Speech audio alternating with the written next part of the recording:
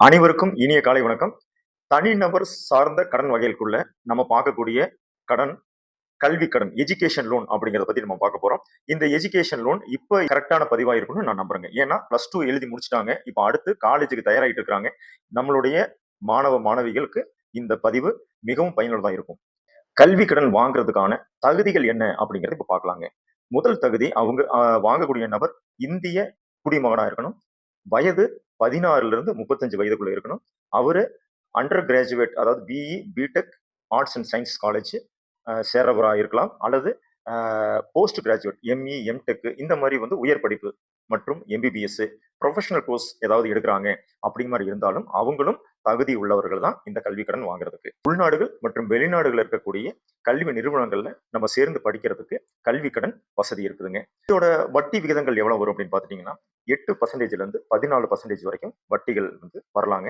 இதுல சில சலுகைகள் பெண் குழந்தைகளுக்கு சலுகைகள் இருக்குது. அது வங்கிகள்ல அவங்க எக்ஸ்பிளைன் பண்ணுவாங்க. கால அளவு அப்படின்னு எடுத்துட்டோம் அப்படின்னா எஜுகேஷன் லோன் வாங்கினதுக்கு அப்புறமேலு படிப்பு முடிச்சுட்டு 6 மாதங்கள்ல இருந்து 1 ஆண்டு வரைக்கும் காத்திருப்பு காலம் அப்படின்னு சொல்லி கொடுக்குறாங்க. அந்த காத்திருப்பு காலம் எதுக்காகன்னா அவங்களுக்கு அந்த காலத்துல வேலைகள் இல்லாம இருக்கலாம், வேலைக்கு அவங்க ட்ரை பண்ணிட்டு இருக்கலாம் அப்படிங்கிறதுனால அந்த காத்திருப்பு காலம் கொடுக்குறாங்க. அந்த காத்திருப்பு காலம் முடிஞ்சதுக்கு அப்புறமேலு ஆட்டோமேட்டிக்கா கல்வி கடனுக்கு உண்டான ரீபேமெண்ட் வந்துருங்க. அது வங்கியில இருந்து நமக்கு இனிஷியேட் பண்ணிருவாங்க. அதை நம்ம ரீபேமெண்ட் பண்ணித்தான் ஆகணும். வேலை கிடைச்சாலும் வேலை கிடைக்கலைனாலும். இது முக்கியமா தெரிஞ்சக்கூடிய விஷயம். இப்போ இந்த காலம் திரும்ப செலுத்தக்கூடிய காலங்கள் எவ்வளவு?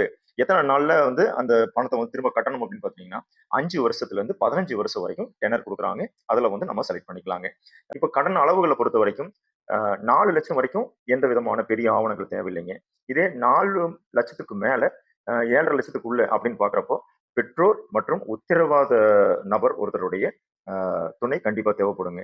இதே 7,50,000க்கு மேல நம்ம கல்வி கடன் வேணுங்கிற பட்சத்தில் சொத்து சூரிட்டி கட்டாயம் குடுக்குற மாரி வருங்க. இந்த எஜுகேஷன் லோனுக்கு வரி சலுகை கிடைக்குமா அப்படின்னா, கட்டாயம் கிடைக்குங்க. ஏடிஇல வரி சலுகைகள் இருக்குது. வங்கியோட ப்ராசஸிங் ஃபீஸ் அந்தந்த வங்கிகள பொறுத்து மாறுபடலாங்க. இந்த தகவல் உங்களுக்கு மிகவும் பயனுள்ளதாக இருக்கும்னு நினைக்கிறேன். நன்றி, வணக்கம்.